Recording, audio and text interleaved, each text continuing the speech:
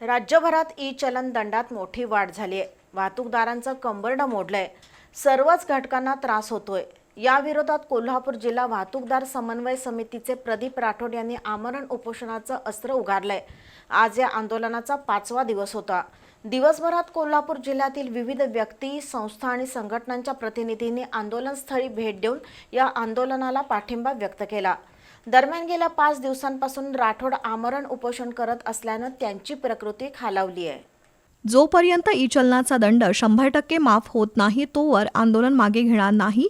वाहतूकदारांच्या न्याय हक्कांसाठी प्राणार्पण करण्याची तयारी ठेवून कोल्हापूर जिल्हा वाहतूकदार समन्वय समितीचे प्रदीप राठोड यांनी 11 मे पासून प्रादेशिक परिवहन कार्यालयाबाहेर आमरण उपोषण सुरू केलंय।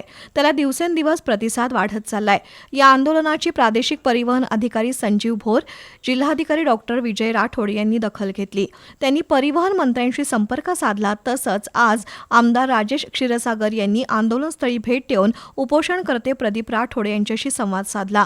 मात्र जोपर्यंत दंडाची रक्कम माफ होत नाही तोवर हे आंदोलन सुरूच ठेवणार असल्याचं प्रदीप राठोड यांनी सांगितलं। राज्यात 7,272 कोटींच्या दंडापैकी केवळ 36% दंडाची वसुली झाली आहे। जनतेचा या प्रणालीला विरोध आहे। अव्वाच्या सव्वा दंड आकारून वाहनधारकांवर जिझिया कर लादल्याचा आरोप कॉम्रेड सतीशचंद्र कांबळे, बाबू बुचडे, सुभाष जाधव, माजी नगरसेवक रशीद बारगीर यांनी केला। दरम्यान उपोषणकर्ते प्रदीप राठोड यांची प्रकृती खालावली आहे। त्यामुळे त्यांच्या प्रकृतीला धोका निर्माण झाल्यास हे आंदोलन तीव्र होण्याची शक्यता आहे।